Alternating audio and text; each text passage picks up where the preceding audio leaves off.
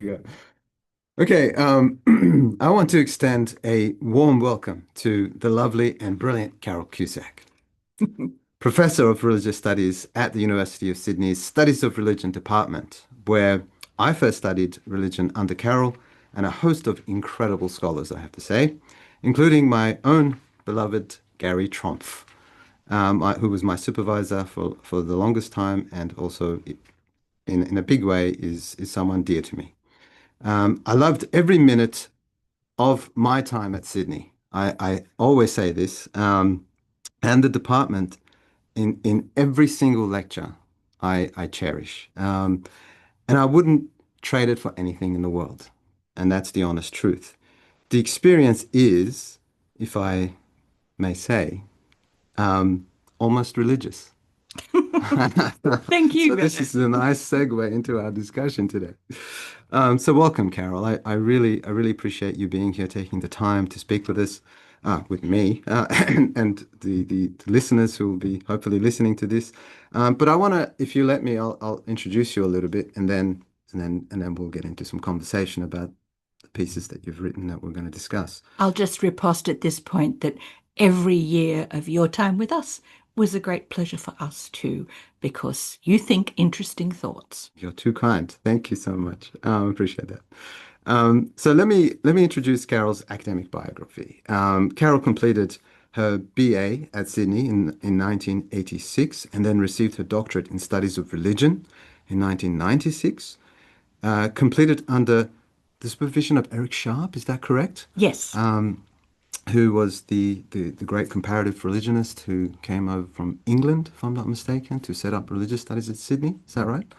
And who obviously headed the department at the time, correct? Yeah. So she started her career, as you say on your biography on the website, as a casual tutor and lecturer, and joined the department as a full-time member of staff the year of her graduation, correct?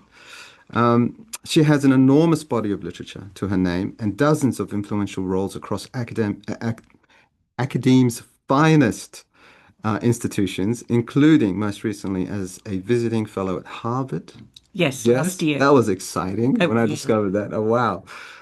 So the Center for the Study of World Religions, correct? So you were there for a year, I think. no, No? only one semester, One but semester. it Okay. was a wonderful experience. Incredible. I was so excited to discover that.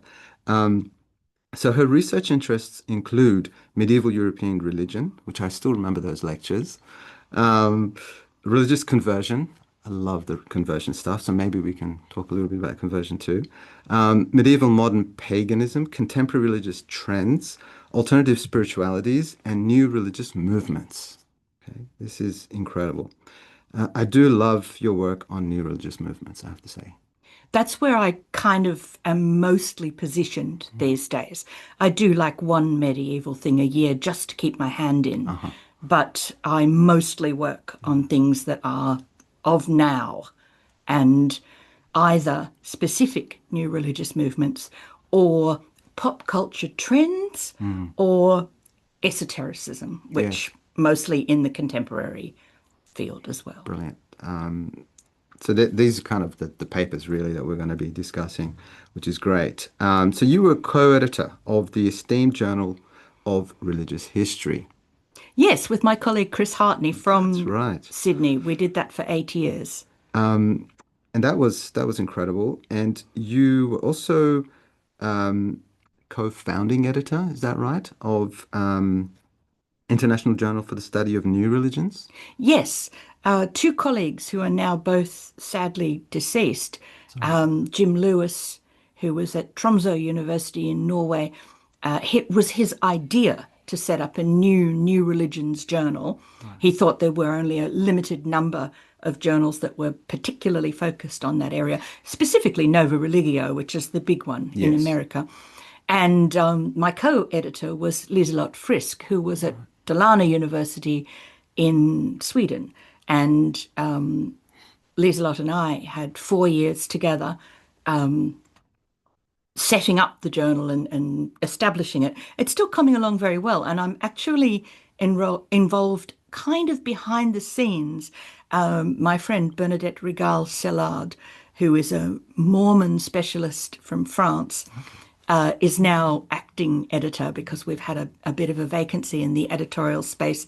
And Bernadette is actually retired, but she has boundless energy. And so Mhm. she's kind of handling things. And I'm doing a lot of the recruitment, asking people if they have articles to submit or ideas that we could follow up. So it's still going strong. Sounds I'm good. pleased. I'm pleased to hear it. Um, and I believe, if I'm not mistaken, you're also editor for the Fieldwork and Religion. I edited Fieldwork in Religion with Rochelle Scott from the University of Tennessee, Knoxville. That's I right. did that for 8 years as well. I Mm. finished that at the end of 2024. At that point, I was editing 6 journals at the Wow, same time, that's a which lot. was sort of idiotic. I'm But still it speaks to editing, your energy. I'm still editing 5, I think. Mm. Oh, well, that's But incredible. I've shared another one of them and it'll go down to 4, and I'm trying to get it sort of more manageable. I spread myself a lot. The fieldwork thing was a really good opportunity because when I started religious studies, and this is an important thematic to think about, it probably applies to you too. Yes. Religious studies used to be a humanities subject. And that meant that you could do a lot of textual work and you could do a lot of theoretical work. Um, and what's happened really in the 45 years that I've been at the University of Sydney, that is actually a true figure. I Mhm, have been at the mhm. University of Sydney for 45 years, is that it's become much more of a social science I see. nowadays. Of course. And so we Mm. work with sociologists and Yes. anthropologists and people who do a lot of data crunching and Mm. who interview people. And even I've found myself interviewing Me people, and too. it happens to us all. So the opportunity to edit fieldwork in religion, Mhm. Rochelle's a Buddhist studies specialist, and she had the fieldwork chops. She was a person who really interviewed people and did stuff. But it gave me 8 years to work with the idea of how to pick up new skills, Mhm. how to be able to look at work submitted in that space and know, is it good? Is it cutting edge? Would Mm. people like to read it? How do we kind of move it in this direction or that direction? And I guess I picked up a lot of new work patterns Mm. from doing that. Okay. Incredible. And very true what you say in terms of what's happening to religious studies or what's happened. Living people Yeah, and lived that's right. religion That's right. are more important nowadays, perhaps, than Hmm. theoretical or textual studies. Okay. I'll probably contest that, but Look, but I we have can talk different about hats. it. Sometimes I'm very keen on the texts. Sometimes Look, I move towards the people. I don't want to neglect the people because I think they carry the thoughts and ideas, and the tradition lives on through people. They enact the Yeah, tradition, they make it manifest in the world. exactly. So I don't want to neglect that at all. But yeah, I think still texts are important. Now, am I right in remembering that you were quite regularly visiting Edinburgh University or University of Edinburgh as a visiting lecturer? I had a long relationship with Edinburgh, which was largely research leave periods.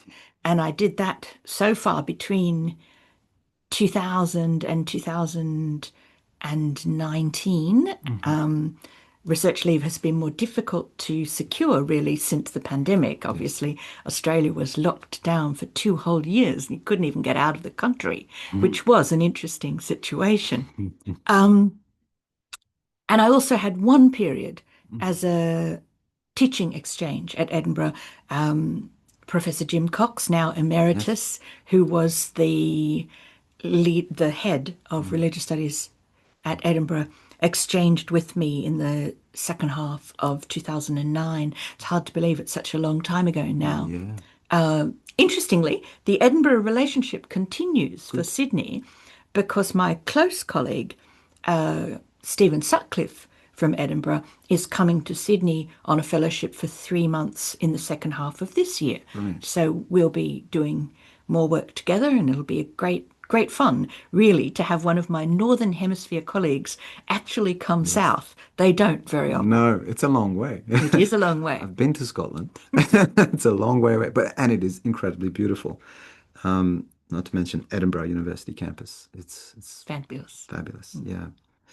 Now you have a long list of publications, which I'm not going to list here, but your most recent, I would say, key publications include The Sacred in Fantastic Fandom. Is that one that I would sort of single out? And also um, Fiction, Invention, and Hyperreality from Popular Culture to Religion. I think these two kind of stand out for me as where you just mentioned before that are kind of your focus areas at the moment. Those books are Yeah. both really interesting. Yeah. In both cases, I wasn't the originator of the project. Oh, I got called in by people who are friends. right. So, Pavel Koznich, who was my co-editor for Fiction, Invention, and Hyperreality, he realized that he was only a PhD student at that point. And I often say, only a PhD student, that's not the point. Mm. Sometimes you find that PhD students think more interesting thoughts and are more innovative than people who've been in the discipline for a long I time. couldn't agree more. But he secured the willingness of Routledge to publish the book, Good on. but they said you need to ask somebody who's Established. bigger and more established than you. And he kind of said, well, I don't know any of these people. Who do you recommend? And I think it was Eileen Barker, legendary sociologist of religion, still very active in the UK in her 80s. Mm. She said, "Oh, I can introduce you to my friend Carole. She might be good." And we really did everything back then, pre-Zoom. You use Skype, awfully clunky and constantly dropping out, kind of working out who we would include, how we would do it, would it work? And it was a fun book because it's got a lot of people. It does that balance between the living people who are actually enacting the traditions and the academics who are commenting on the text because there are contributions from members of Yes. the Temple of the Jedi Order Yes. and the Church of All Worlds and oh yes, my friend Oliver Benjamin, the Doodly Lama, who runs Dudism, the religion based on the Big Lebowski. He's in there as well. That's So awesome. that's like a practitioner and scholar Yep. volume, Yep. and so that was really good fun. And the Sacred and Fantastic Fandom, John Moorhead, I'd known digitally for many years. Mm. And he was going through some difficult times at that point, and he had a project that was half completed and he wasn't really sure what to do with it. Mm. And he wrote to me and said, "Look, I've got some people who've written chapters for this thing and they really want it published. And I just don't know, Mm. if I can do anything right now. Would you look at them?"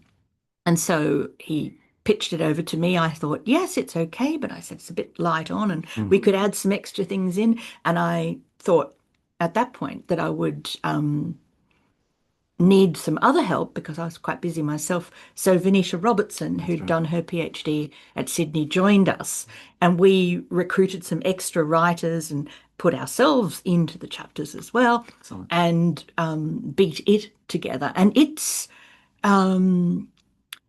very much of the moment. I think it has Mm. stuff about fan conventions Mm. and cosplay and extracting ultimate meaning from Mm. things like anime and graphic novels. And, you know, it's in some ways, it's a world I'm not that connected to Mm. because I am not a fan con person myself. I Mm. don't do those sorts of things, but I have a long and enduring love of anime and manga. That goes all the way back to my childhood, Mhm. watching Japanese cartoons on television Mm. on Saturday mornings when my Yes. parents slept in. Mhm. And, I have connections with some of the other areas, and I've come to know a lot more about it largely Mm. through working with people who are a lot younger than me. Mm. So this is interesting you say that because for me, why I also single them out is because it kind of demonstrates who you are as a scholar, as the sort of critical objective scholar who is capable of investigating, putting together projects, I mean, the phenomenon of religion is what it is, wherever it is, however we find it. And you don't shy away from that and say, oh, this is not my thing, So it's like, no, I can do this. And then you put the project together and lead it and so on and so forth. So I think it's tremendous. It's really important. And in the sense that you've got your finger on the pulse, because it's a lot of what's happening today around scholars of religion who are probably not so willing to engage with these kind of weird and wonderful things on the periphery or deep under the surface or a little bit under the surface even or just in plain sight. It's And I interesting. think it's really, really great that you've done that.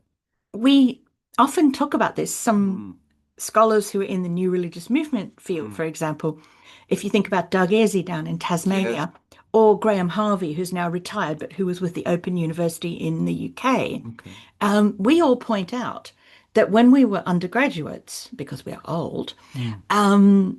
it wasn't possible to study interesting things as PhD topics like popular culture. All of us have a grounding in very That's right. conservative traditional religion. I mean, Graham wrote a PhD on the Old Testament and, had Hebrew and Greek and all of the things that he needed, even though, in fact, his primary interests are ecology, contemporary paganism. He's a druid himself and he Mm. has a whole kind of connection. But we were made to Of learn course. the curriculum, which was much more conservative when Yes. we were young. So I felt this tremendous feeling of liberation when Mm. things began to open out Mm. more and more Mm. and move away from that more narrow understanding that is based on, largely a world religions model where Yep. you've got your Abrahamic Yep. monotheisms and you've got Buddhism and Hinduism, and then you've got whatever else people will put into the basket, usually textualized religions like Confucianism, Taoism, Zoroastrianism. And I thought, yeah, yeah, okay, like I feel like you need to know that stuff Mm. when you teach introductory units, of Yeah. course. You need to be familiar with scriptures from all sorts of religions and practices from all sorts of religions. But I'm more interested in how people make meaning. And so in a way, that sort of means that Mm. even though I was trained as a historian, I have got a sort of sociologist's mindset. Mm. Oh, well, yeah, I can see that. Yeah. Yeah. Because indeed, what I was going to say next is that the three pieces that we're going to sort of discuss, I suppose, are wonderfully connected, though they deal with different aspects. And each of them touches on the problematics of religion as a phenomenon. And I love that about each piece. And this is what I love about what you do, because in a way, we often ask, what is religion? How do we know religion? Is it real or made up? What is historical about it? What is fictional about it? So these kind of things that you have really, in your work, dealt with, addressed head on. And so I've always really appreciated that about what you do. So, and as you say today, the sort of, excuse me, the sort of theme that I picked up across the three was the way that you speak about, I guess, in search of meaning, like how are people making meaning, regardless of how fantastical their engagement sounds or their commitment to whatever, however ridiculous it sounds to us, their commitment to it, their devotion to it, they're making meaning from it, and they're being religious. Hmm. And this Creating community, is phenomenal. inventing Right. new rituals. That's right. And how can this happen? So in a way, like how can this be? How can this happen? It's not traditional, it has no roots, and so on. So this kind of conventional idea of religion having, well, necessarily having roots, let's be fair, necessarily having roots and necessarily having this kind of trajectory of century upon century upon century upon century. Because another area that I've always loved, and this is vis-a-vis Ian Gardner's courses that I used to take as well, the heresies. Ah, yes. What does it mean to have that Arianism, are, Manichaeism, and so on and so forth. The Gnostics, and it just blows your mind. You're like, wow, so how come that didn't make it? yes, And what became the what became world of it? dominating discourse? What did it make it? And it shows up in different ways that we don't necessarily recognize today, like Marcionite views, which still continue in different ways. Marcion of Sinope is an amazing person, Mm. creator of the first canon of the New Testament. Really, Mm. really extraordinary. Just recently reread the key book on Marcion. I forget the scholar's name now, it's off the top of my head. Um, oh my God. Anyway, Don't worry. yeah, but yeah, absolutely. Love love that book, and I love Marcion. So yeah, it's just these questions that really kind of shake things up, and then makes you think again about the whole question of what is religion. And I guess this is what I guess what we do. We Uh, do. so that's my long welcome. We've Um, covered a lot. thank you so much. So I appreciate you being here, Carol. I really do. It's great fun. I'm very, very glad. I love your campus. I think it's so beautiful. I'm pleased to have an excuse to come out. I don't come here very often. Well, I'm glad you came. Thank you. I was really pleased that your response was, "Yeah, I'll be there on campus." I was like, "Yes!" So we don't have to do this on Zoom, although Zoom is recording us. I'm kind of zoomed out. I would Me rather see a too. living human. Me too. Me too. So it's wonderful to have your presence here. Now, I should say, as I said just off camera before, that I was particularly drawn to your sports paper. So you gave me three choice three samples to choose from. Gurdjieff, um, and so I guess connected to the phenomenon of the internet, religion goes Mhm. off on the internet, And and esotericism. esotericism. So the whole That's question of where that goes. yeah, I really enjoyed reading that. The sports one, and there was another one. Invented religions. Invented religions. Now, invented religions, obviously, I've read lots of by you, and I'm quite familiar with. So it's kind of okay with reading through that. I'm like, yep, got it. Sports one just got me really excited, and somehow maybe got out a little bit of resistance to it as well. So I've got a little tiny bit of pushback, but not too much, just by way of maybe having a lively conversation. Um, Well, but that's a really interesting story too. I have had enormous luck yeah. in my life, and I think a lot of it, which has often resulted in me being hopelessly overcommitted and very late with a lot of things that I'm supposed to be doing, is because I generally say yes to people instead of no. That's a And good so policy. a long, long time ago, Mhm. somewhere around about 2009, I think, a man called Vincent Biondo emailed me. I'd never heard of him. He's an American academic in religious studies. We now are Facebook friends and keep up in a very slight kind of way. But he was working on an enormous three-volume set of books which were about religion kind of in everyday life. Mhm. How does it work? What are people doing? Yep. And he said, I wonder if you'd write something about sport. And I thought, this is the weirdest possible thing. Why would anybody suggest that I would write something about sport? I have never written a sentence about sport in my life. Perhaps he thinks I'm somebody else. He's accidentally sent the wrong email to me. No. But at that point, your colleague, Alex Norman, was Mm. my colleague, and we shared an office. And we were sitting there and looking at this proposal for a book. And he said, oh, well, my thing, which is travel and tourism, is Yes. not in his book either. And so we wrote back, and Alice putting in, and I said, look, I would consider writing something about sport. I'd need to know sort of how you wanted it framed. But also, I've got a colleague who's very, very well qualified, and he says that travel and tourism isn't Mhm. there. And I'll tell you one reason why I get a lot of offers. You're brilliant. That's No, what I would write. I was like, Carol, I need something on carrots. okay. Okay, but it's actually a little bit more technical than that. Mm. And I've been passing this on to at least one of my current PhD students every time she gets an offer, and she says to me, why? And Mm. I say, you're a woman and you Mm. live in the Southern Hemisphere, and you'll be amazed how many of these projects they're looking. Yes. Where can we get an editor who works, a co-editor who's in a different part of the world? Where can we get? And Mm. I think Mm. being female hasn't actually hurt me either. So I got back to Vincent and he said to Alex, terrific, we'll have a travel Brilliant. chapter. And I wrote my sport chapter. And it was much more conventional than the one that I gave you. And I'll discuss Oh, one amazing. thing that you said, which I thought was very important. Sure. This idea Yeah. that we think that religions have to have like deep historical roots. You have to be able to trace back. Mm. You might have noticed Mm.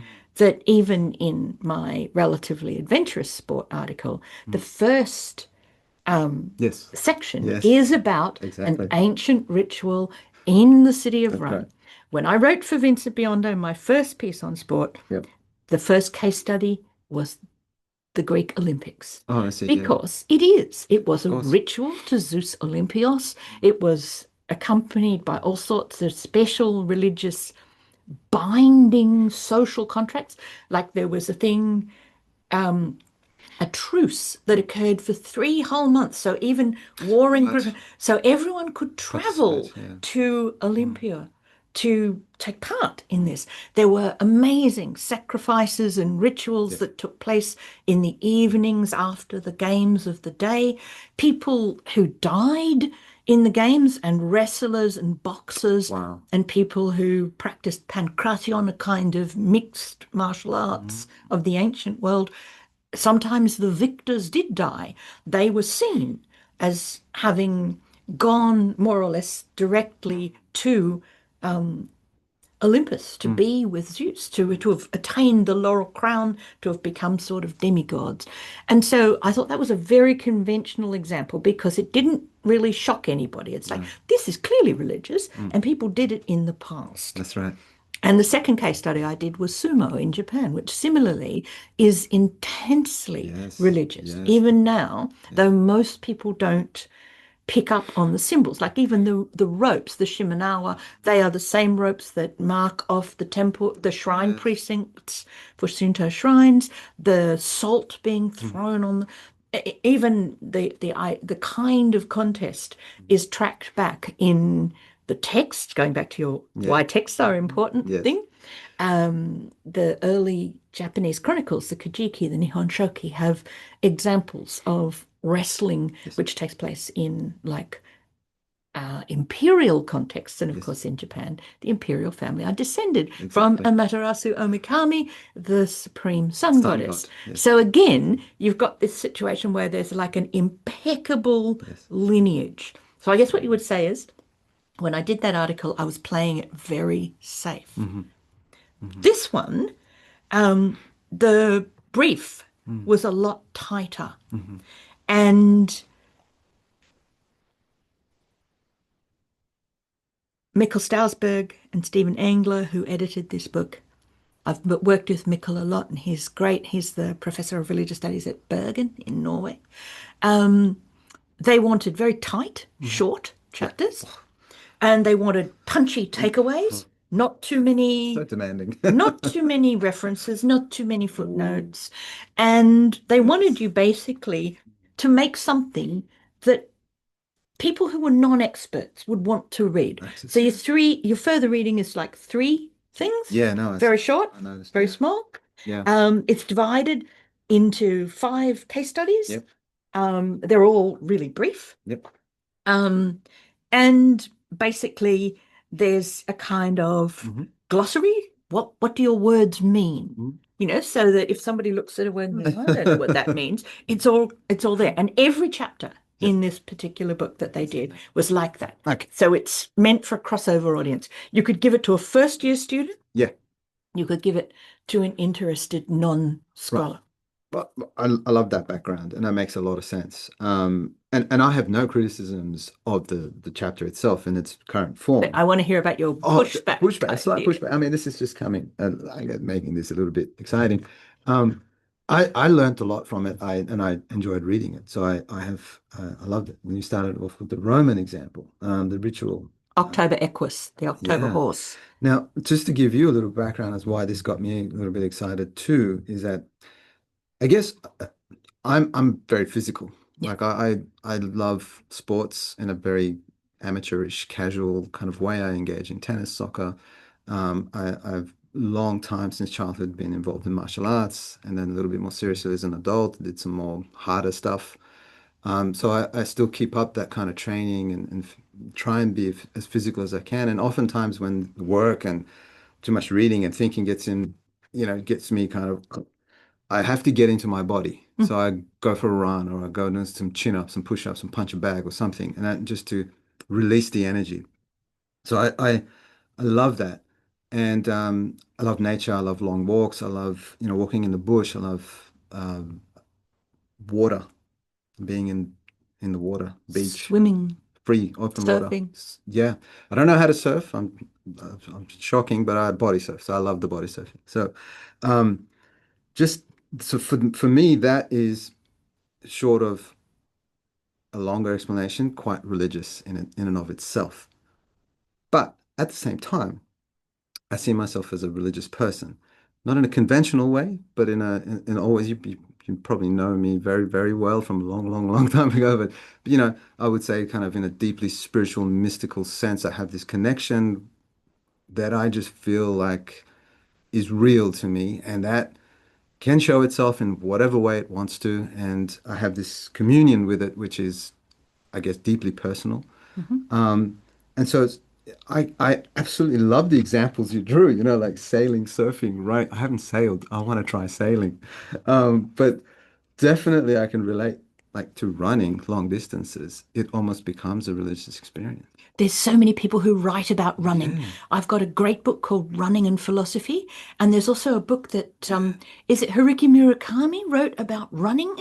Um, right. and I've at some point I will write something about running. You have to. But again, what you've just raised is really interesting Mm, because when I started researching in sport, I realized that actually there's a whole literature, mm. very powerful literature, mostly written by American scholars who are Christians, Yes. about kind of muscular Christianity in the Charles, Mhm. is it Charles Kingsley? Yes, the 19th century reverend who wrote children's novels, but also believed that you shouldn't be Mm. like unmanly if you're a Mhm. Christian man. Why shouldn't you run and ride and row and box? Yes. Who said that Oh, Jesus sorry. had to be this wimpy, kind of Yeah. figure? He was really horrified by that. And a lot of the stuff that's come out of America, some of which I really like, Mm, it is very explicitly directed towards a Christian idea of bodily discipline right. as spiritual discipline. And I really like this too, because um, early Christianity is often seen as quite anti the body, and there's the whole starvation, flagellation, kind of Yeah. asceticism thing. In a way, this is a kind of asceticism, but it's an asceticism of discipline Mm, and um, exercise and commitment and building strength. And the idea is that you really need to do those kind of things, that they help your spiritual discipline to be physically disciplined. yes. And I think that's really great because that makes sense with also your ancient Greek idea or your sumo idea or, the various things that are various physical sports Mm, that are associated with ancient or medieval or modern mm, religious practice, which there are many. Dance is mm, something I've done a lot of work on because the mm. Gurdjieff work Yes. and Rudolf Steiner's anthroposophy have their own special forms of dance, Mm, which are specifically to train the body in cosmological formations. yes. So, I see this stuff as really fascinating. Mm, And some people, like the Christian sports stars themselves, mm, would say that their faith is one thing and it is like the religious part of them, yeah. but there can be like a manifestation of virtue Mm, or a feeling of blessing mm, in running, playing football, playing basketball, and being a Christian basketballer, a Christian footballer, a Right. Christian runner. So, that kind of stuff's interesting. But I'm always drawn to the fringes. As I said, I Yes, like to yes. move away from like the really so even though I read all of this Christian literature and I've got Mm. 50,000 words of notes from books and things, I could probably write a book on Christianity and sport, but I'm not going to because it doesn't interest me enough. It's the idea that I wanted to learn exactly Yes, how people position this sort of stuff. yes.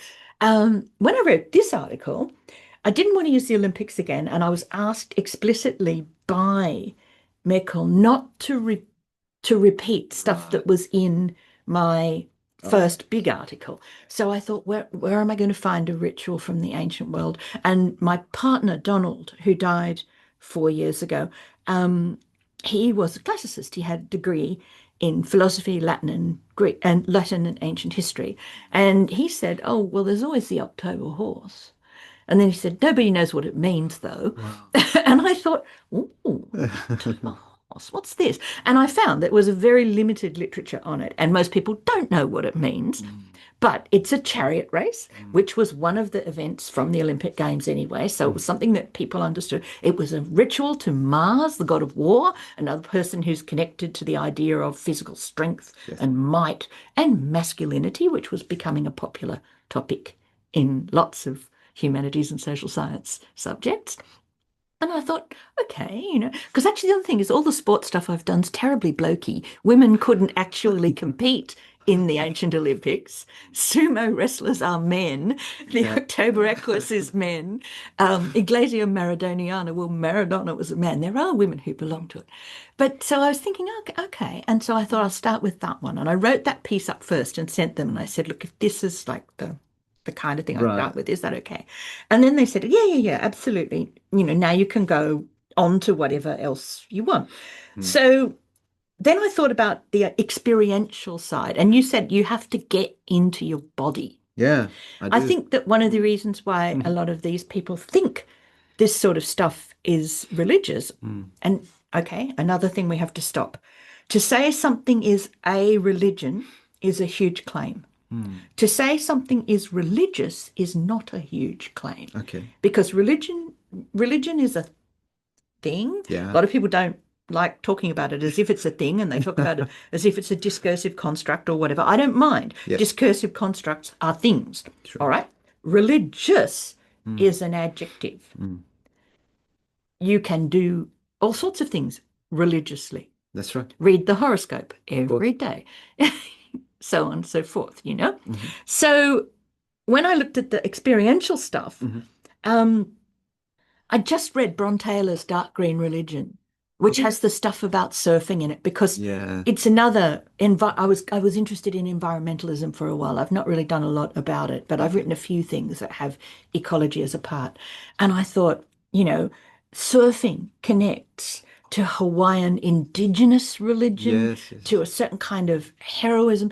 It connects a human being to like aquatic gods Mm, in that kind of strange yes. way. And I thought this is a terrific example.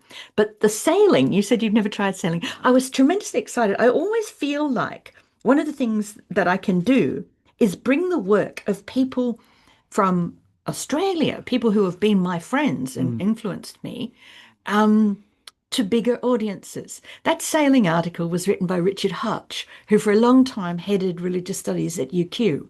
He was an American, but he came to Australia for a job. But it was published in the Australian Association for the Study of Religion journal. oh, wow. It was relatively obscure. I think a lot of people around the world would never have read it. I thought it was terrific. And I also liked Richard a lot. I found him a sympathetic, Mm, interesting person. I only ever met him at conferences. We right. were not friends. We were friendly, but not friends. See, same as religious, but not religion. Yeah.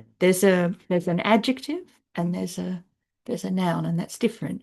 But I thought sailing, now this is a really good case study too, Mm, and running. As I said, there's a great literature on running already. mm. It's kind of there. And I have to give a shout out to another person who's been a great influence on me, even though I think we've only met in person twice. Will Hovard in New Zealand, who wrote an amazing book on gym culture called Working Out My Salvation a long Nice time title. before anybody was talking about the gym as religious. He'd hit on it. And when I met Will, he was a hulking muscular man. And I thought, yeah, Okay. you spend a lot of time in the The gym, gym. sweetie. I can see why you think, this That's is your temple. it's a temple. Mhm. Yeah, it is. Temple of the body, a temple of Mm. perfection. And his book is a very slender volume. I Mm. have a copy of it. I return to it often Mm. because it has that idea of discipline, of the idea. It's like a Yeah. daily Bible reading or a daily prayer or a daily meditation that you go and you get in the zone and you Mm. do the thing that you do that orients you to the world, And I thought, this is totally great, Mm. totally great. I loved it when I first got to know it. Yeah. Sorry, these are all men as well. Women don't tend to write about religion and sport. So Well, there's a lot more women involved in sport these days. I mean, this is true. And hopefully, some girls, my girls play soccer, or football, as we should say. yes. They'll probably slap me on the wrist when I say soccer. Football, and so round ball, and they're great at it. Yeah. They're really good. I've been so delighted to see the women's cricket teams, the women's football teams. The Just got Australian to women's think, soccer team, yeah, football team, amazing. it's incredible. They're doing so well. Mm. Yeah, It's an inspiration. yeah, So I'm hoping somebody else will take up the baton. And so that experiential thing was the next thing I wanted to get to. yeah. Because the ancient stuff's the genealogy, the Yes, history. that's right. Then the next thing is, how's it feel? Mm. How do you know that it feels religious? For whom does it feel religious? Yeah. And then I had to deal with the conventional stuff. So I picked out a single Christian athlete, Eric Liddell, Yes. whom I love because the Mm. film Chariots of Fire had been like one of my great favorites from a very young age. And of course, he died a martyr in China. So he was a really good case study, and he's very popular in a certain kind of Christian literature. And I felt a connection because I also like film. I'm Yeah. a big fan of Me too. film. So I was happy that I had that. Then the fourth one was fandom. Yes. What happens when you go from one individual, running as individual, solo yachting as individual, Yes. surfing as individual? Individual. Yeah. What happens when you get to the team Mm. and you create community? And so the Tartan Army example, the Mm. fans who follow Yes. the Scottish soccer That's team. right. And then, I got that from another student as well. My yeah. my student who has now for many, many, many years been my friend, Tancred Fergus, Mhm. wrote an essay, an undergraduate essay Mm. on the Tartan Army Cool. as a religious phenomenon. So we're in contact all the time. He and his wife and their kids have stayed at my house in Sydney when they live in Scotland now. And so I said to him, I'm going to write up something using, some of your ideas. So, yeah, I think it would be great, that's a terrific idea. And then we get to the real double whammy that like the sucker punch in that article is the last section because it's Yeah. what happens when somebody creates a religion That's right. literally Yep. based on a sporting figure who becomes Yes. the god, Yes. the focus. Yes. Diego Maradona. And of course, you see, in a way, you can kind of understand why. Yeah. Um, Mm. it's funny, I think a lot about Elvis Presley as well. I have Mm. a whole literature on Elvis as Yes. a potential kind of savior figure. And there are at least three churches dedicated to Elvis. Um, the First Presbyterian Church of Elvis the Divine is the biggest. But it's the idea that there's this person who's prodigiously talented, Mm. but and Maradona fits this mold. In Yes. some cases, comes from a background of deprivation and poverty, Mm. doesn't actually cope very well Mm. with being like this global figure, Mm. is agonized by fame, by Mm. riches, by temptations, and then ultimately dies really relatively young. Yeah. Um, and I wonder actually sometimes, another thing I really want to write about someday is Jesus Christ Superstar because I'm Mm. obsessed with it. But that's the story of Jesus that Lloyd Webber and Rice present. He's tormented. He can't cope. The crowds oppress him. He is on this huge canvas and can't do anything about it, Mm. and then dies young. And so we've got a template for that kind of thing. And so in 1998, though, Maradona's well and truly alive, and he's doing okay. Yeah. And two fans, Mm. Alejandro Veron and Hernan Hermes, thought, what's the thing that we love most in life? Football. Mm. What's the thing we love most Mm. in football? They were Argentinian. Maradona was national team. Absolutely amazing. And they said, it's El Diego. Mm. And so they founded a church. Wow.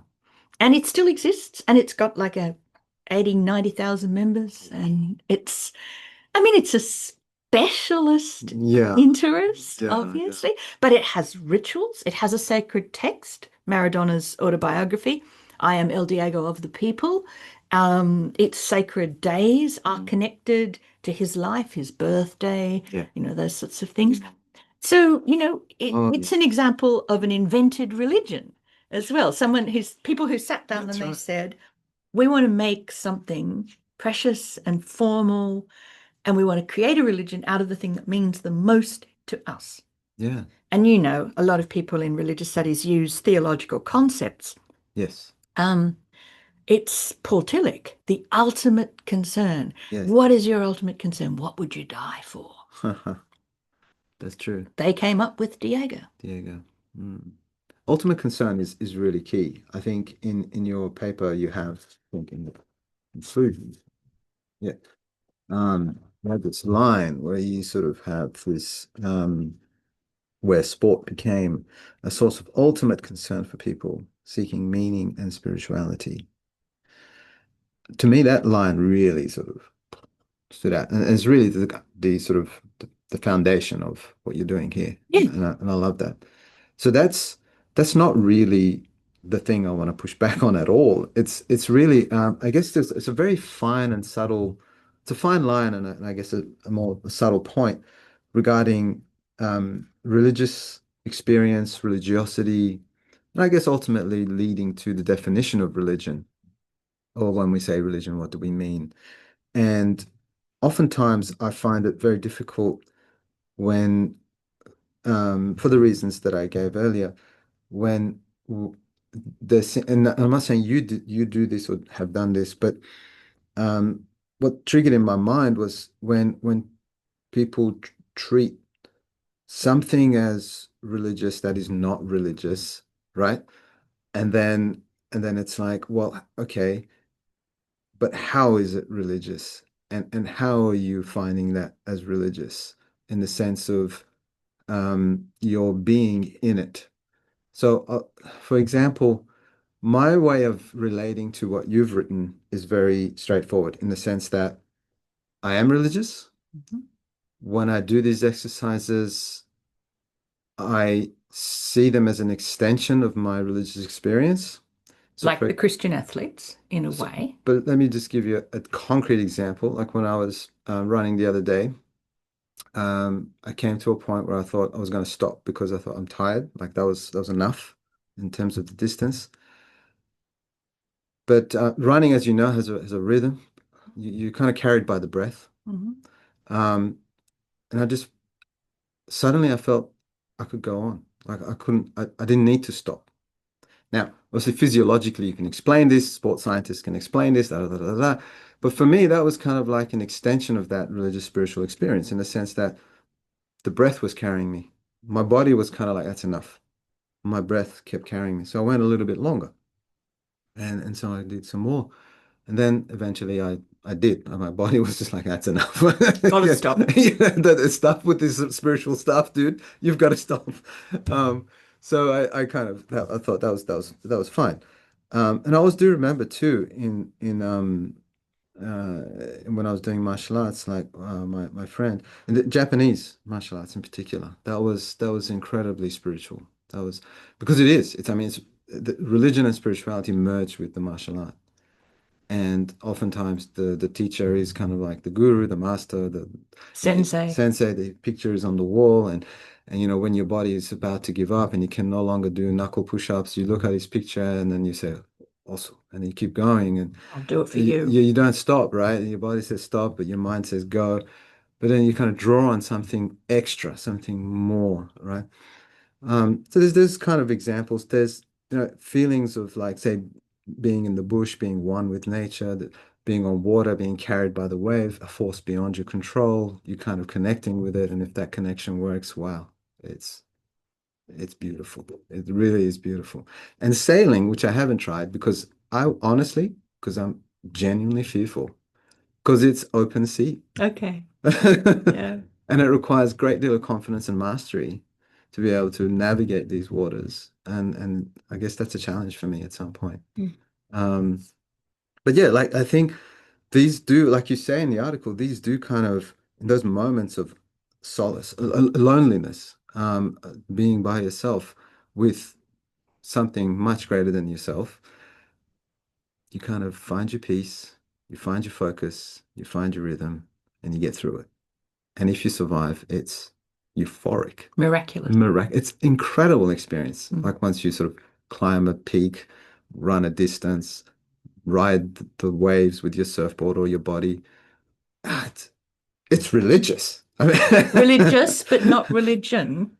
but not For religion. Yeah. see, this is also really interesting. You've said a couple of things there that I think need to be picked up on. Please. The first is that idea that you can take something that's not religious and make it religious. Hmm. Well, you can. Okay. Um, but I'm just No, saying that as like a no, foundational please thing. do. Please do. You can also take things that are religious and make them non-religious. And I think a lot about people who do the kind of secularized meditation forms, Right. mindfulness-based stress Yeah. reduction, that kind of thing, Yes. but also yoga. Yes. Now, my brother is a yoga teacher, Very true. and he's within a particular lineage, Mm. Ashtanga, and he can teach yoga in a fully Indian Hindic religious Mm. way. Mm. But most classes that yoga teachers give are in broader contexts, Mm. health studios, gyms, things like that. Mm. And what they teach is a technique. They don't actually teach the spiritual That's meanings right. behind, say, the postures or things like that. Mm. And so there are things that used to be religious that now are treated largely as exercise or recreation. And there are things that used to be exercise or recreation that get treated as religious. And in a way, um, we might ask then if the issue isn't attitudinal Okay. within, say, the individual, Yes. but then it's an interesting question about whether you can create a community Hmm. out of doing these sorts of things, which is one of the reasons why fandoms are a Mm. big kind of area of study for people who have interests like mine, Mm. because they go beyond simply liking something. There's a person who likes Yes. Tolkien and who's read The Lord of the Yeah. Rings, or there's a person who likes Star Wars and has seen the films, or, any other pop cultural example that you could Matrix. look at. But then there are the people who step that up and Mm. they are part of a fan community and they'll Yes. go to conventions and they'll dress up. And then be out of them, there's another rarefied level Mm. of people for whom it is literally their Mm. ultimate concern. And, you Mm. know, linguistic scholars turned Klingon from Mm. Star Trek into a functional language. There are people who are Star Trek people who Yes. literally they study and speak to each other in Klingon. Their reality is when they are in this kind of Yes. space. And my friend Marcus Davidson from Leiden University in the Netherlands, his PhD studied two religions, literal, actual, formal religious groups that grew out of Mm. um, Tolkien fandoms. Wow. Yeah. Ilsolent of Alion, Mm. which means the silver ship of the Valar, Mm. and Tia Eldalieva, Mm. the Elven Way. Mm. And these people communicate Mm. in Elvish, Wow. which again is a functional. I have a Mm. book somewhere in my office called From Elvish to Klingon, which is about Mm. these languages that have been picked up by philologists and linguistics Right. scholars and kind of fleshed out to Mm. be able to be used. Now, Tolkien, of course, was a Catholic, Yes. and I'm quite sure he would be probably not very pleased Mm. that people have made his elven Mm. figures into deities and Right. has They a, were meant to be figurative. well, that he thought he was writing a kind of mythology that was a Mm. bit like Norse or Mm. Celtic Mm. mythology, But but not a intended to be modern real. version, not intended to be treated reverentially, though the Lord of the Rings is like a Christian allegory with the Yes, destruction of evil and so on. 100%. And in fact, I should confess, I'm a huge Star Wars fan. The Jedi I've been obsessed with, and I watch Star Wars, especially the earlier ones, religiously. And I connect with that, and it gives me almost like a religious feeling. And I do love Lord of the Rings. I confess, I've read it and watched the Mythic films. They element. do, and there's something about it that connects. And again, I want to underline this word that you keep, this phrase, ultimate Concern. concern. Mm. Now, I remember at a time in my life where I was so lost in the sense of like my spiritual identity, religious identity, and I just kind of didn't know where to turn, who to turn to, where do I find meaning? And really, between you and me and everyone who's listening, I did find ultimate concern in these points of reference. They're deeply moral They literatures. are. And you can't deny that. And you can make fun of me and all the people who love it as much as you like. Nerds. Nerds we are, but the ultimate concern is there. The moral value is there. The spiritual teaching is there. It is a film, it is a script. George Lucas made it up or drew on elements of existing religions to mix and match And other films. and other films. Akira Kurosawa's great film, The Hidden Fortress. Yes. Okay. Mm. That was a big inspiration. So it's invented. This is again back to your point, and it's invented, but not as a religion by George Lucas, No, but then that sort of it spawns a goes religion. into that next phase of becoming invented religion or Hmm. in the category of invented religion. But then a larger question might be for us maybe to explore is invention of religion in terms of aren't all religions invented at some point, Ah, right? yes. Now, Good. I love that. I this love is that. a tricky one Yes, please. because it has a lot to do with scholarly stance, Hmm. and it has a lot to do Indeed. with um, understanding the spirit in which one talks about these sorts of things. Mm. A lot of religious people Mm. would be distressed and insulted to think Absolutely. that their uh, religion is invented. And when I wrote the book, Invented Religions, I wrote it in 2009, it was published in 2010. Mm. I expected significant pushback. Mm. And I think it's quite interesting that it has been reviewed in 26 times in academic journals, and only one review is really negative, and a few of the others are a bit, which you can sort of see. Mm. But I trod very carefully because I think even then, it's only 16, 15 years ago since it came out, Mm. but I felt like we hadn't yet emerged fully in religious studies from the older model of the established religions. And so I didn't actually talk about established religions at all in the book. That's right. I thought, let's start, somewhere in the mid 19th century. There are some new user frameworks borrowed from the study of new religions. Everybody was still like when sociologists in mostly in America, but also the UK, Mm. began studying new religions in the 60s, Yeah. a lot of people just thought that the new religions were actually, you know, a social problem, or that Huh. if people joined them, they must have psychiatric illness or be, in some sense, really problematic. And uh, it took a lot, I think. New religious studies, new religious movement scholars had to push hard back against that idea and say, no, what we're studying in a funny kind of way is like a petri dish in which we're seeing the origin points of religions. And That's exactly. maybe some of the Yeah. traditional religions began like that. Yeah. One charismatic leader, a message, Yes. people Yes. joining, connecting. And nowadays, I suppose, um, well, when I did this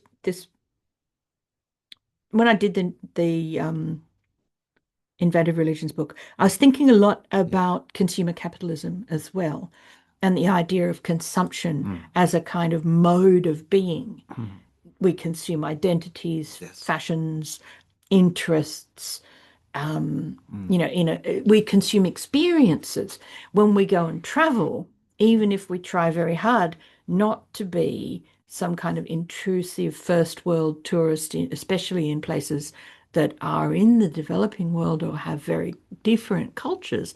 It's almost impossible not to understand yourself as like gobbling up experience. Yeah. You look at temple, Yes. castle, and it's like, wow. And I felt like that even when I began traveling in Europe as a postgrad. And even though I'd come from a Catholic family, a Christian background, and, Australia in the 80s still very much saw itself as a colonial Yeah. context, um, I still felt like we don't have anything like this at home. Wow, I Mm. have to, every cathedral, every castle, every church, every art gallery filled with art from the Renaissance or whatever, Yep. have to look at Indeed. and devour Yeah. with my eyes, with my mind, a whole lot. And so consumption was an interesting model. I'd read a whole lot of people who'd written stuff about religion and Yeah. consumerism. And I thought, that's what I'm going to talk about. I'm going to talk about Mm. the way that we have a culture that, in the West at least, but Mm. the Western culture, Western modernity, Yeah. industrial modernity, has been exported around the world. So it impacts lots of other cultures that aren't Western. We have a culture that valorizes innovation, the creation of new products, Yes. being ahead of the curve, that kind of thing. And if you look at a religion, religions are a cultural product. Hmm. And as I said, I only looked at cultural products that I didn't think were going to be controversial. So I looked at the Church of All Worlds, Yeah. which in some ways is like the template case. Um, Two college students in 1961 read a novel, Stranger in a Strange Land by Robert A. Heinlein, which I'd read when I was about 15 and utterly loved. Mm. And so it was another way to connect with it. And they came back to college and said to each other, this is like This is it. amazing, you know. And they both obviously came from Christian backgrounds Mm. and they enacted rituals Mm. in their real life that were taken from the book and they Yeah. initiated friends and then they created the church that was in the novel. Wow. And it's still going. And I was very lucky. I've had a long relationship. I've met him in person, but also mostly via email with Oberon Zell, who's one of the people who was the founder of CAW. And so I have a lot of ideas about how it developed across different times and, Mm. took on different elements and that kind of thing. Mm. And so that was a really easy one. And the other ones I picked out were Discordianism in the Church of the Subgenius, because I'd been collecting literature from both of them for decades, really. Um, and they were more anarchic, parodic, more like an inversion, more Mm. like a contemporary version of the medieval idea of the Feast of Fools, Mm. where the kitchen boy becomes king and the king scrubs floors, and they were also influenced by UFO religions, which I'd always been interested Oh, in. incredible. And so they were kind of, and then they became a three big block chapters. Right. And then there was one chapter that compared things that were relatively new, third millennium, I called them, after 2000, and that was Jediism, Matrixism, Yeah. and the Okay. Church of the Flying Oh, Spaghetti fine. Monster. Yeah. Yes. And later on, after that book, I picked up different aspects of it and thought about things that I could have done better. Mm. And I got interested in cognitive science. I got interested particularly in ideas about narratology, how we make a story out of our life, out of our relationships with other peoples, out of why we do certain things, our jobs, our careers, Yep. how we, and I thought a lot about that idea that you started off with, which is aren't kind of all religions invented in a way. And I thought, I could really have gone a lot harder. You could have, I could yes. have gone a lot harder down that path, but in a way I didn't. People said to me afterwards, this book of yours is kind of a challenge to what's a religion because you say these religions should be considered to be like real, like other religions. And I Yes. say, well, yeah. But I didn't mean it that way. One of the reasons I wrote the book also was I like documenting undocumented phenomena. Yes. So I write a lot of stuff where the sources are websites and Yes. fanzines and th things that are not That's academic sources. that Yeah. is data. And I say, right, Mm. what I'm doing is I'm pulling all this stuff together. People afterwards can say they think I interpreted it wrongly or that I missed, a whole bunch of stuff that I didn't know in a language that maybe Mm. I don't understand, country. I know, for example, there's a lot of Star Trek fans in Hungary. Oh, I know that because I read a book about Star Trek fandom, which actually interviewed lots of them, but I've never interesting. actually kind of had cause to go there and interview them. So and also things change in different Okay. circumstances. So Yep. I know a lot about Finnish Discordians Mm. because my friend Essi Mäkelä is a Finnish Discordian Mhm. and I've been friends with her for like 15 years. Mm. So I have a lot of information about what rituals get done there and who is involved and how it works because they're not recognized in any way by the government and all that Mm. kind of thing. And, so you pick up again from your friends and from the places where you're kind of working. Mm. Um, so I think I came back to this idea about narrative Yeah. and story Yep. and the idea that the charismatic individual has a story. Mm. Maybe it's a new spin on an old story. Maybe it's using a story like a novel Mhm. in a way that the author didn't mean it to be used. Heinlein, for example, author of Stranger in a Strange Land, he was very thoroughly non-religious, but Oberon Zell, Tim Zell, as he was back then, wrote to him and said, we are doing this Mm. with your book. And Heinlein wrote back and said, look, once you put a text out in the It world, takes a life of its own. it's got a life Yeah. of its own. People can do whatever they. And that goes back to what you raised earlier when you said you'd loved studying with Ian Gardner the idea of the early Christian heresies and what story flies and what story sinks to the bottom and just doesn't Yeah. go ahead. It still perplexes me. It happens, well, Yeah. it happens with everything. And there are two great new religious movement scholars, one recently deceased, Rodney Stark, and one still going strong in his 80s, Gordon Melton, who I think have some interesting things to say about that. Both were Christian, incidentally, but Mm. Stark says that starting a new religion is like starting a restaurant. Like 990 out of 1,000 fail. They run for a little while, people like it, Yes. they eat the food, then they think, oh, there's a new restaurant down the road, and they go. And he did a lot of work that showed that an enormous number of new religions or spiritual movements, little circles essentially, Right. didn't survive the death of their founder. There was no real way to hand on power I or see. institutionalize, or there were other reasons why it didn't work, like it was intensely personal or connected to a specific Mm. historical time or event. And later on, it was impossible really to Mm. make that comprehensible to people. They were based on books that stopped being popular. Nobody read them anymore, and it didn't make any sense. But he said basically, if you start out to start a religion, be prepared to fail. It's not going to fly. The number that fly is Yeah. just tiny. Yep. And Melton, who's a lovely person, says that he basically agrees with my line in Inventor of Religions. He said, free societies inevitably generate new religions and new spiritual products. Right.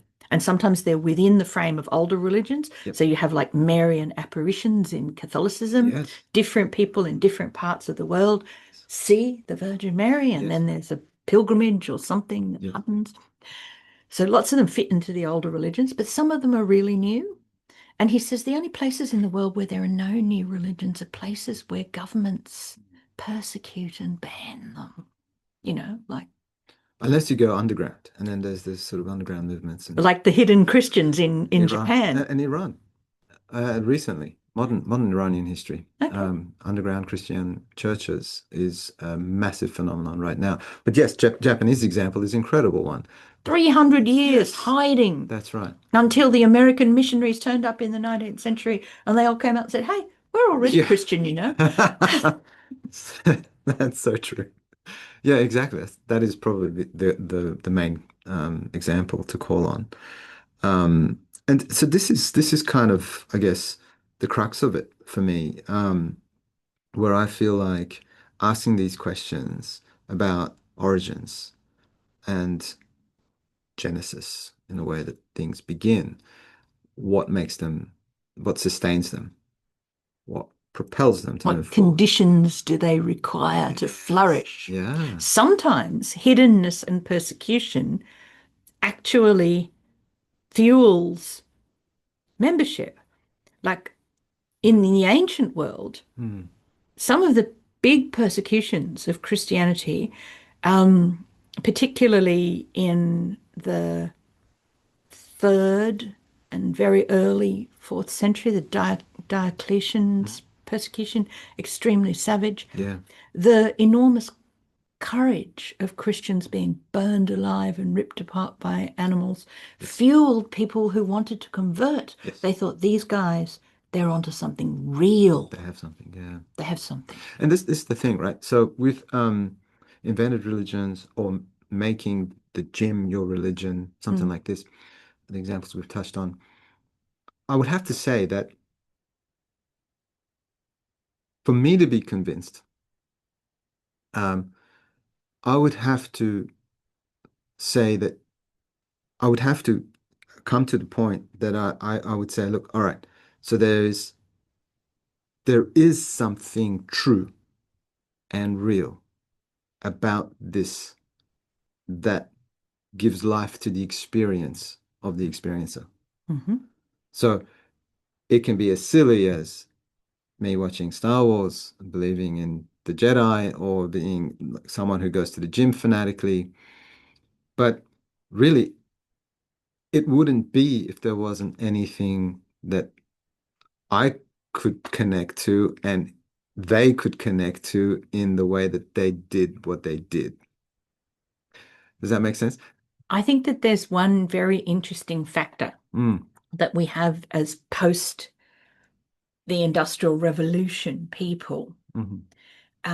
It probably was true beforehand. And I have a friend in Venice, Francesco Pereno, who's very interested in the idea that a lot of the really deviant or fringe phenomena that we see now, Yeah.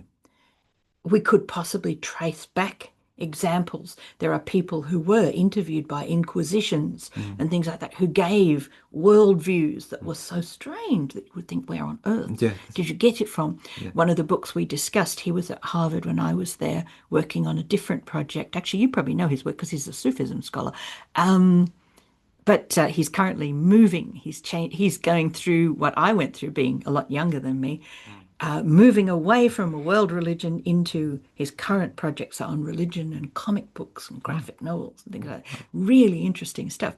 But one book we discussed together was Carlo Ginzburg's book, The Cheese and the Worms. I don't know if you have ever heard of it, but it's about a miller called Minocchio who was in the 16th century interrogated by an inquisition because he taught or believed or told friends a story. Other Mm, people heard it and yeah. then they reported it to a Right. church. He denies the version of creation that's in the Bible. He says that actually the earth came like a cheese that had worms in it and life emerged from. And it's kind of like, where did this guy get these ideas from? So it is possible that we could go back and we could find people with this kind of thing, and they often ended up being martyred Mm. or dying in obscurity because it was just not the thing. Mm. But where I was going to go with it is Mm. after the Industrial Revolution, and we get this kind of modern life that we have, a Mm. life that is measured by clocks, we're paid by hourly rates, we have salaries, we have working weeks. There's this thing called the weekend, which one of my friends in Britain calls a neoliberal fantasy. The Mm. weekend doesn't actually That's exist. right. It's like angels, and I don't know. You can't see it, you don't experience it, but people say it's It's there. there, yeah. So we have this very regulated kind of life, and I think that when you say it has to be real, it has to be true, Mm. quite away from religion, Mm. just thinking about sociology particularly and psychology, there's a lot of evidence that people are alienated from themselves at work and don't believe that themselves at work Mm. is their authentic or true self. And Right. their authentic and true self is the person that they're liberated to be when they're outside Okay. of that grind, Mm. that corporate or Yeah. wage slavery kind of situation. And so that means that leisure and exercise and shared interests with friends Mm. and family are all obvious things that can become, and I don't like this term, but I'm going to use it anyway, religion substitutes, Sure. because where people would Yeah, I understand. previously have gone to church or temple or That's synagogue right. or mosque, It replaces. and it becomes like, this is my church. I'm with my friends in this beautiful environment. We're sharing things together, talking, Mm. watching our kids play, this Mm. is beautiful. Or I'm in the gym and it's 5 a.m. and look at my Yeah. fellow Yeah. devotees Yeah. here at it. This is where I feel real. Mm. And this is kind of my thing, my point. I kind of don't like religion substitute either. It's a horrible word. Even the idea of it sort of. Functional equivalent of Mm. religion is what sociologists used to say in the 60s and 70s. Okay, no, well, let's dress it up, dress it down, doesn't matter. The principle of it is kind of what bothers me. Because I because I I'm driven by this understanding that something fundamental has to be real about religion for people to connect with that in some way, however. Now, I'm, you know, I'm equally aware in my knowledge of ancient texts and traditional religions that, for example, to the Romans, Christianity would have sounded Stupid, insane. crazy, Insane. What are you guys talking about? offensive to the gods. This is what's happening. This is the reality. Get with it. Don't you want a great life like we're having a great life? And so on and so forth. But, just imagine. You So, don't really want to be eaten by a lion, do no, you? you don't. Who would have wanted that? Or burnt alive, as you said, on at the stake. So I get that, and a lot of these religions are, the suffer persecutions. They kind of emerge out of even interpretations within their own roots. So, like Christianity emerges from the Jewish, Judaism, yes. yes, and then we can go on. Sikhism emerges from Islam and Hinduism in this Exactly. This close syncretic, relation. beautiful syncretic relationship. Islam itself is connected to the Earlier Abrahamic monotheisms. early Abrahamic monotheisms, considers itself the true monotheism. So, there's all Baha'is splinter from Iranian Islam. brilliant. So we can draw on so many examples that demonstrate, in a way, how weird and wonderful traditional religions have been Yes, in their beginnings, in their journey to becoming established traditions with millions of followers. this just opens a brilliant and totally amazing point. I love it. One of the reasons why people are so obsessed with lived religion now is because there is a sense in which Mm. strong textualization creates an idea of uniformity, and it means that you end up with a religion that looks like a monolith, and the people who don't believe or don't act properly become the heretics and the Right. persecuted or the splinterers off. Um, it Mm. took me a long time. Mm. It was before I even really was a religious studies student, I think. I read C.S. Lewis's Mere Christianity, and he had this idea that he would write a book about Christianity that was so basic that no Christian person could really object to it. Right. Thinking about different denominations, Catholic, Protestant, Orthodox, all the different. He went, well, what's the absolute bottom line? But he was, of course, a Protestant Yeah. from a Northern Irish background. Yeah. I had been brought up a Catholic. A lot of what he thought was pretty fundamental looked a bit odd from the point of the tradition that I'd grown up in. Yeah. And one of the things that you get eventually is this kaleidoscopic view of religion where put a representative of 16 different denominations of Christianity, 16 people in one room. And it's like the old joke, what do you do when you put 15 French people in a room? You get 14 political parties and one corpse. Um, because everybody interprets it differently. Yeah. And so it's possible now for some Christians, Orthodox Christians and Catholics in particular, are doing this retrieval of these wonderful figures from the past Yes. who were environmentalists, Right. who loved nature Yes. and emphasized the positive goodness of God in the world. Yes. Whereas, of course, um, Christianity has often been blamed for creating like Western culture. God gave the earth to Adam and Eve, and Adam particularly, because it's masculinist as well. And what happened? Instead of being a steward, the Yeah. world got exploited for its resources, etc.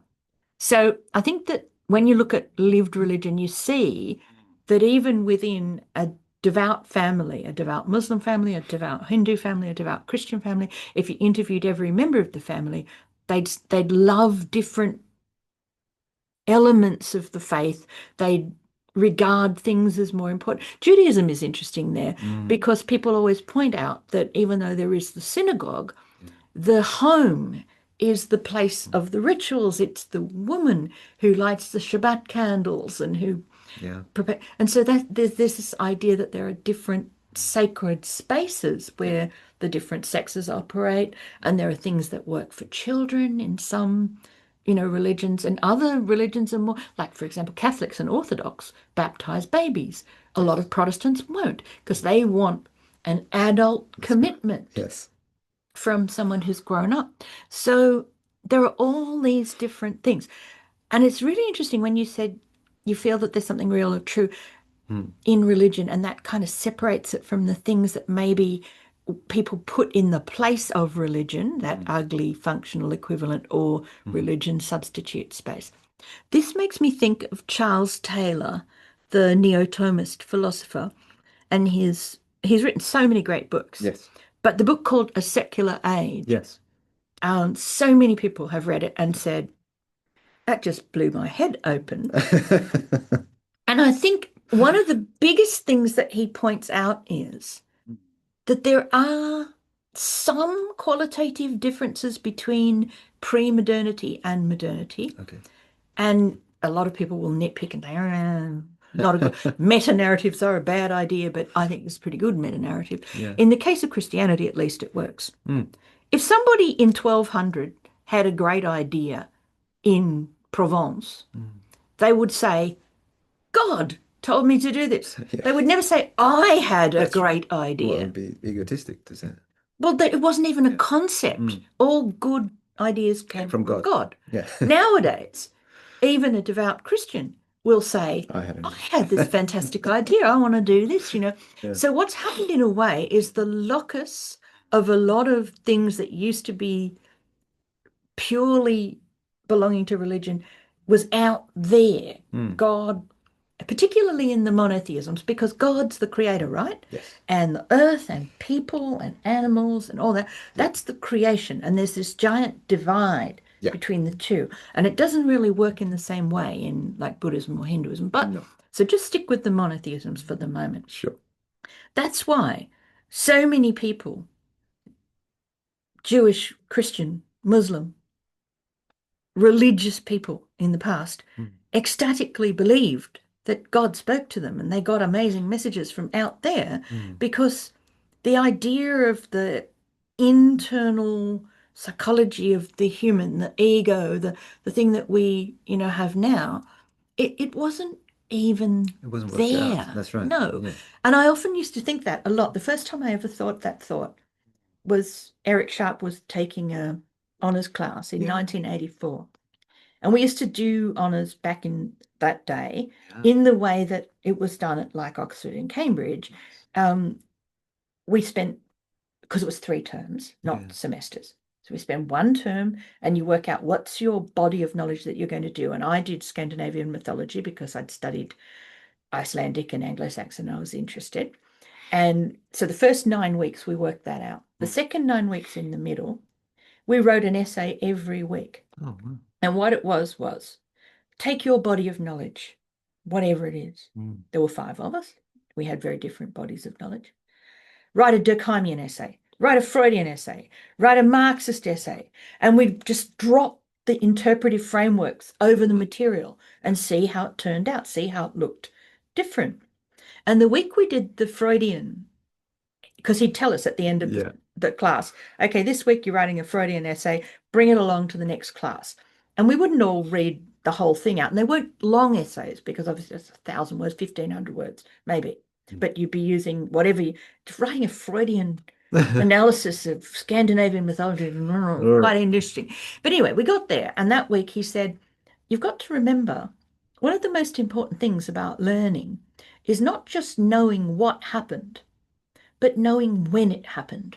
And he said, the language we use, the language of id, ego, superego, of eros and thanatos, of Mm. Oedipus complexes and things, he said, before Freud, that language didn't exist. No one could actually have thought about their interiority in that way. You could even say, Mm. if you wanted to be a bit essentialist, nobody actually had that kind of Right. interior person.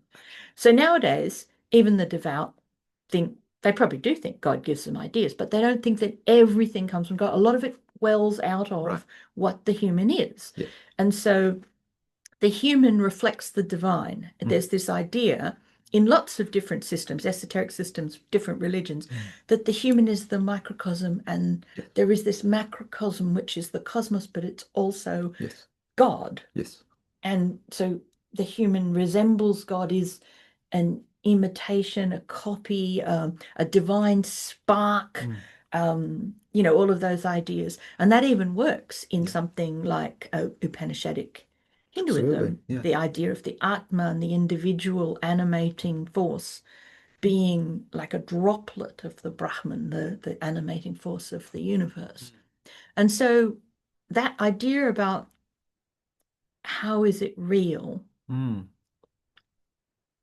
I think that a lot of systems, if you're a traditional religious person and you belong to a traditional religion, you probably don't even think about them as cosmological because they're just there and you're educated in them from childhood and it doesn't seem that special. But if you join something new or you found something new, Yes. you have to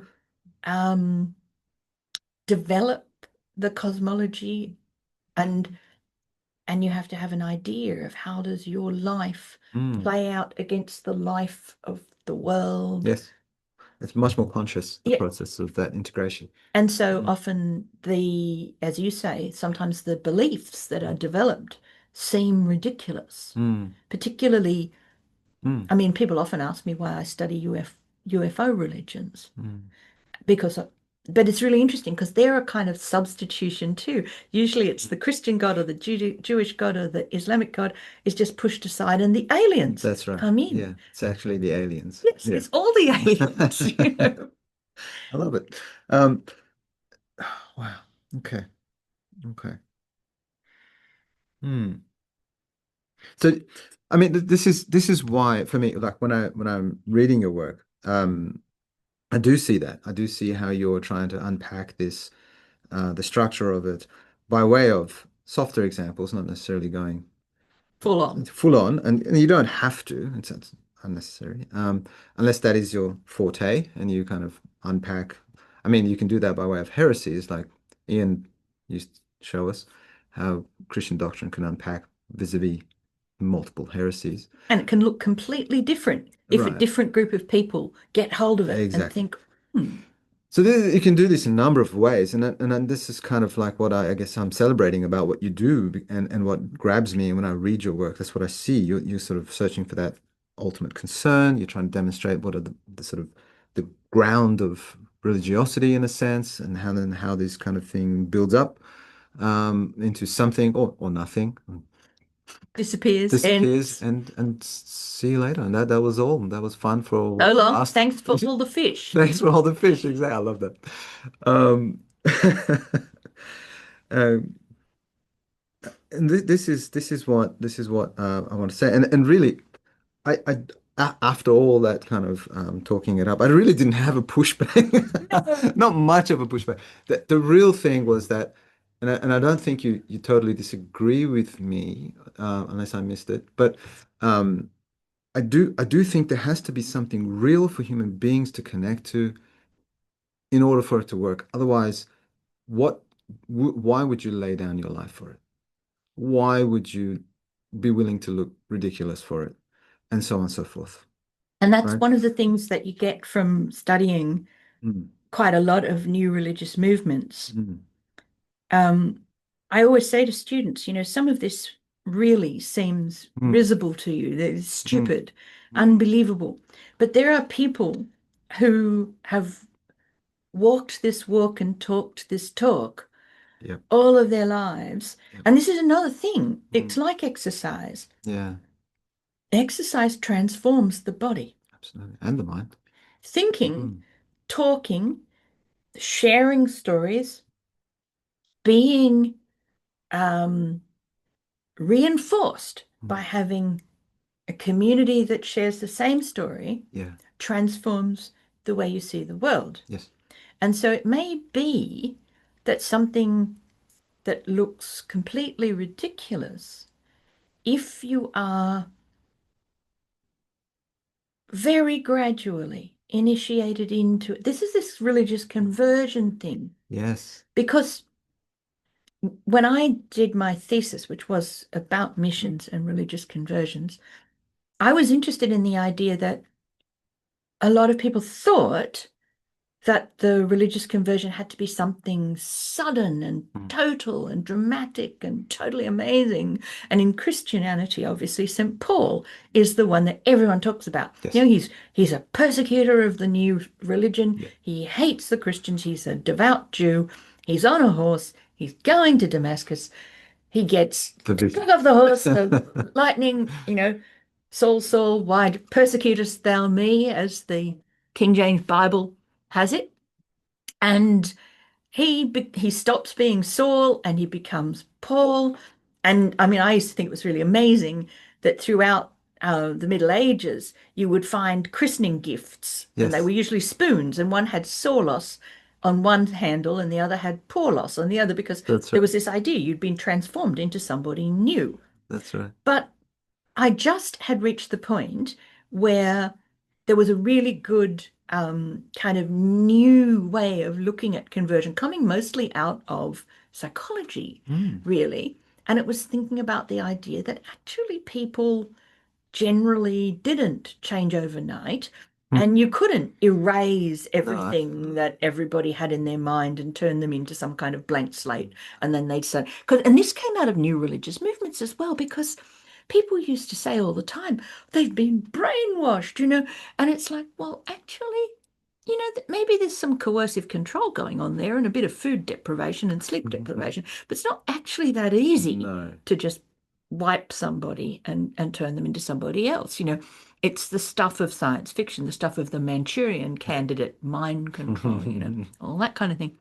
And so I was in this position where there were people really thinking about what does it mean to to convert? What does it mean to change? Mm. And that social scientification was interesting too, because people would interview. I have a friend, um, Keiko Obuse, who wrote a PhD on Japanese women who've converted to Islam. Wow. There are very, very few of them, Mm. but she traced these amazing patterns of socialization, Right. things that they found attractive about the idea. Some of them were very rebellious. Japan is a highly conformist society, Yes. and to convert to Islam is a very rebellious thing for a woman to do. Mm. Most of them had married Turkish engineers I see. who were working on large construction projects, but they all said, I didn't just become a Muslim because I wanted to Mm. marry him. Right. Um, or they had amazing kind of discussions about with her about community. Mm. And one woman I remember said to Keiko, she was giving a paper at a conference I was at, and she said one of the things that I found most interesting was that these Japanese women loved the communities in their mosques. And one of the things that they said was they loved especially going on picnics. Mhm. And everybody said, but that sounds a bit trivial. And she said, look, honestly, sitting on the grass with your children, eating sandwiches or kebabs or whatever, is not something that Japanese families do. Dude, that's right. So it was liberating. Right. It broke conventions. It Yes. gave a new community. Many of them liked the idea of one God, Yes. you know. So there's all The sorts of simplification of it. yes. So there's That's all yeah. sorts of things Yeah. that might make someone want to convert. Mm. But for most people, it's a journey, Mm. not an instant. I absolutely agree with you on that. And I think that your thesis on conversion is I couldn't agree with it more. I think it's absolutely true. Um, and I know this also from my own look into the history of Islam in Iran, Persia, and that was a long-term journey of conversion, not a short term, as most presume. So, nearly 500 years is what it takes for the Iranians to eventually um, go, all right. Mm. And what we talk about then is that a religion gets indigenized or Exactly. it becomes Yes. part of a local culture, Yes. not just some foreign No. import. And then it has its own new identity. So this brings us back full circle to invented religions and so on and so forth, which is the wonderful um, premise of your works. Now, Carol, Hmm. I'm kind of conscious of time. I don't know where we're I've at. been talking for quite a while. And I don't mind that at all. I'm just wondering, maybe we should grab some lunch. That could be a very nice idea. I think that could be a wonderful idea, actually. Um, So thank you. thank you once again. It's been a great pleasure. It's really Pleasure's all mine. interesting to be able to talk like this. And I think you've been a little more frank than I have. So maybe I should say, for the benefit of listeners, that the thing that makes my life meaningful is my work. And I Nice. don't just mean Mm, writing. I mm, love teaching as well. mm. I don't enjoy the bureaucratization and the compliance of the contemporary university, Yeah, but I also find that research and writing and teaching and discussing are transformative activities, and I am a very different person. I have been at University of Sydney for 45 years, and this is the thing. But it's very important for us to consider mm, how we know that we are the person that we are. And I know by doing always. The mm, thing that I do it every day. Some days I work a long day, some days I talk mostly to cats and work a short day, mm. but I'm always thinking about what I'm going to write next, where the ideas go.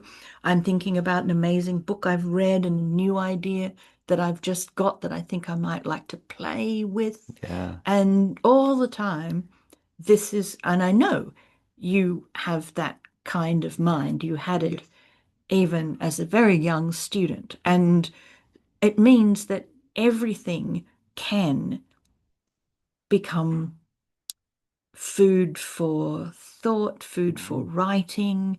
And sometimes it's really hard to draw boundaries around I agree. how you do this. It's like, well, I'm supposed to write an 8,000 word chapter. Write an 80,000 word book on this, you know? What am I going to do?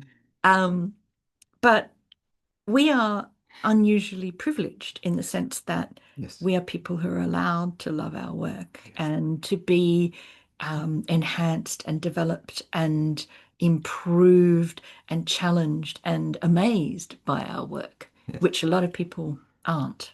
That's right. It is a privilege and a blessing, if I Yeah. may add. I would accept that.